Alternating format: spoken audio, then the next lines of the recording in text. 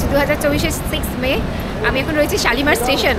মানে এই গরমে প্রথম বৃষ্টি, একেবারে ফাটিয়ে বৃষ্টি হচ্ছে, বাপরে বাপ। শালিমার স্টেশনে রয়েছি, কিন্তু যাচ্ছি পুরী। আজকে আমাদের ট্রেন ছিল 08484 শালিমা পুরী স্পেশাল, কিন্তু ট্রেন লেট আছে, সেটা আসবে 11:55। মানে এতক্ষণ টাইম আমি পুরো শালিমার স্টেশনে রয়েছি, ঘুরছি। ভেবেছিলাম যে এখন তো শালিমার স্টেশনে আসতে হয়, বিভিন্ন দূরপাল্লার ট্রেনগুলো এখান থেকে ছাড়ে। হাওড়া স্টেশন একটু হালকা করার জন্য শালিমার স্টেশনটা বেশ উন্নত করেছে, মানে আগে থেকে অনেক ডেভেলপ হয়েছে। বসার প্রচুর জায়গা রয়েছে, স্টেশনের ওপরে প্রচুর ছোটো ছোটো স্টল হয়েছে। খাবারের জন্য কোনো অসুবিধা হবে না। যদি আগে যেটা হয়েছিল, অনেকদিন আগে এসেছিলাম যখন শালিমার স্টেশনে, কিচ্ছু ছিল না, মানে স্টেশনের বাইরে বেশ অনেকটা গিয়ে তবে খাবার পাওয়া যেত। এখন স্টেশনের ওপরেই প্রচুর স্টল হয়েছে। এই যে বসার জায়গা রয়েছে, আমার পেছনেই দেখা যাচ্ছে চেয়ারগুলো, এরকম প্রচুর বসার ব্যবস্থা হয়েছে। বেশ সুন্দর শালিমার স্টেশনটা হয়ে উঠছে। কমিউনিকেশনটা খুব ভালো।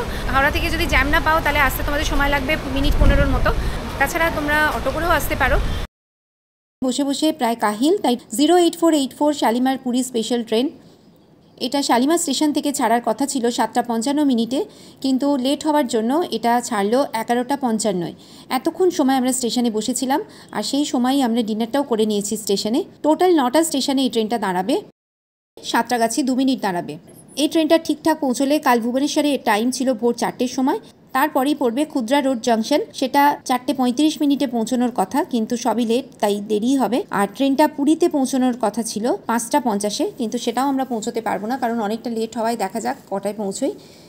আপাতত এখন শুয়ে পড়ছি, দেখা হচ্ছে কালকে সকালবেলা।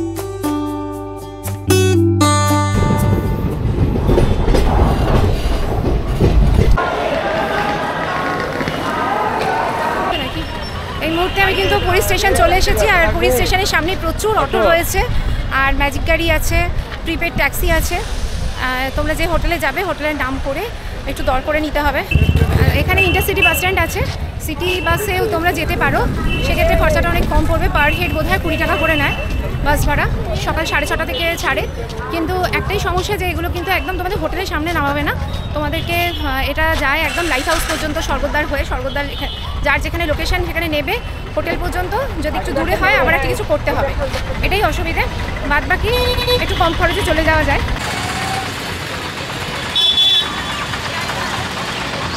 তবে অটো নিয়ে কিন্তু দরদাম করে নেবে, 450 পর্যন্ত আমার কাছে দাম চেয়েছে, লাস্টে 200 টাকায় আমি পেয়েছি। আমি এখন যাচ্ছি সেই বিখ্যাত পুরী হোটেলের সামনে দিয়ে। তোমরা যে পুরীতে থাকার জন্য রয়েছে Swargadwar beach, marine drive beach. যদি স্বর্গদ্বার বিচ থেকে মেরিন ড্রাইভের দূরত্ব হচ্ছে 1 কিলোমিটারের মতো, কিন্তু এখান থেকে সমুদ্রের ধার ধরে পরপর কিন্তু প্রচুর হোটেল আছে। যদি সি ফেসিং চাও তাহলে কিন্তু তোমাদের ভাড়া একটু বেশি পড়বে, 2000 থেকে তার উপরে পাবে। আর যদি একটু ভেতরের দিকে তোমরা হোটেল খোঁজো তাহলে কিন্তু 400 থেকে 500 টাকার ভেতরেও তোমরা হোটেল পেয়ে যাবে। সেক্ষেত্রে তোমাদের সি বিচের দিকটা আসতে গেলে একটু হেঁটে আসতে হবে। আর লাইট হাউসের দিকটা চলে যাও যদি, সেখানে কিন্তু বেশ কম দামে সস্তায় তোমরা রুম পেয়ে যাবে। একটু ধৈর্য ধরে যদি খোঁজো তাহলে কিন্তু সস্তায় বেশ ভালো রুম পেয়ে যেতে পারো।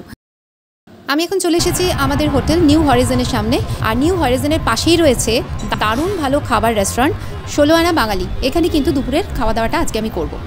স্বর্গদ্বার থেকে ঠিক 10টা হোটেল পরেই কিন্তু নিউ হরাইজন তোমরা পেয়ে যাবে।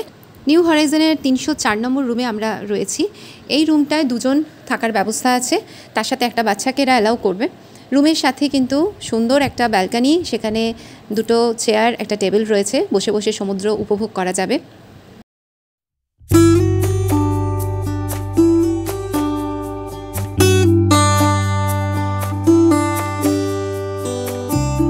ছোট্ট একটা ফ্রিজ আছে, প্রচণ্ড গরম, আইসক্রিম কোল্ড ড্রিঙ্কস এনে রাখতেই পারো এই ফ্রিজে।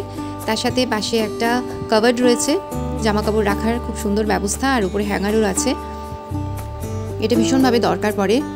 বেডের পাশে একটা ছোট্ট সাইড টেবিল আছে। মে মাসে এসেছে, এই রুমটা আমাদের এখন নিয়েছে 4800 করে, কিন্তু এটা সিজন অনুযায়ী চেঞ্জ হয়। সিজনের সময় দামগুলো কিন্তু সবটাই বাড়ে, আবার অফ সিজনে কমে। সেই কারণে তোমরা যখনই আসবে তখনই একটু দরদামটা জেনে এসো।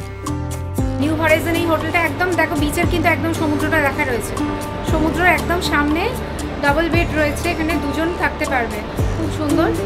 আর রুমটাও বেশ ভালো, আর সব থেকে ভালো ফেসিলিটি হচ্ছে একদম রুম থেকে বসে সমুদ্র দেখা যাবে। এছাড়াও আমি একগুচ্ছ হোটেলের তালিকা এখানে দিয়ে রাখলাম। এখানে কম দামের মধ্যেও পাবে, আর একটু ভালো দামি হোটেল চাইলে সেরকমও পাবে। তোমরা তোমাদের পছন্দ মতো দেখে নিও, আর একটু যাবার আগে দরদাম করে নিও।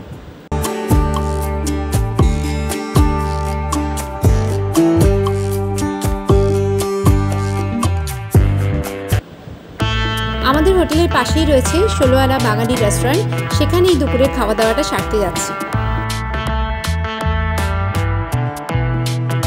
পুরীতে তো এসে গেছি, দুপুরে লাঞ্চটা সারতে হবে। আজকে দুপুরে লাঞ্চটা সারবো ঠিক করেছি 16 আনা বাঙালি, এখানে আজকে দুপুরে লাঞ্চটা সারবো। তার আগে মায়েরা গেছে একটু আইসক্রিম খেতে, আমিও যাই সামিল হই আইসক্রিম খেয়ে, তারপরে দুপুরে লাঞ্চ করবো। মানে পুরীতে এলে তো ডাব আইসক্রিম এগুলোর কোনো ইয়ত্তা থাকে না, আগে খেয়ে আসি। আমরা এসে গেছি 16 আনা বাঙালিতে খাওয়া দাওয়া করতে। এখানে আমি অর্ডার দিয়েছি ভাত, তার সাথে ভেটকি পাতুরি আর চিংড়ির মালাইকারি আর ভেটকি মাছের ভাপা।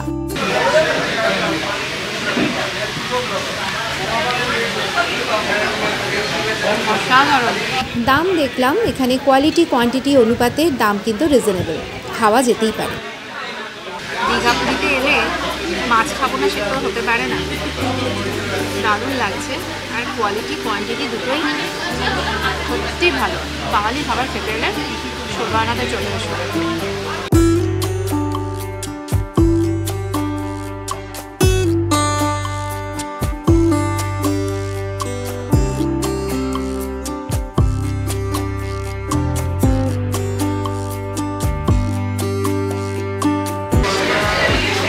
ভেটকি পাতুরি শেষ, এবার চিংড়ির মালাইকারি শুরু।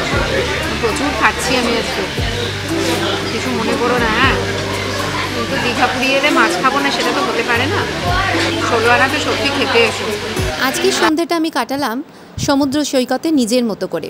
তবে হ্যাঁ, একটা কথা বলে রাখি, স্বর্গদ্বারে রোজ কিন্তু সন্ধ্যা আরতি হয় 6টা থেকে, এটা দেখতে কখনোই মিস করো না।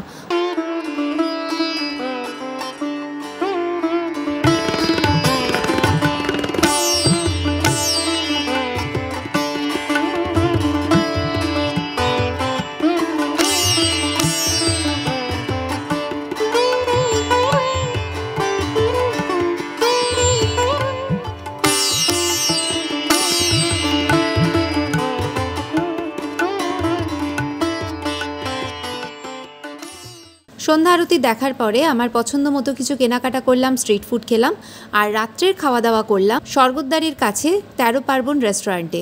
এখানে কিন্তু কম দামের মধ্যে বেশ ভালো সারা দিনের খাবার পাওয়া যায়।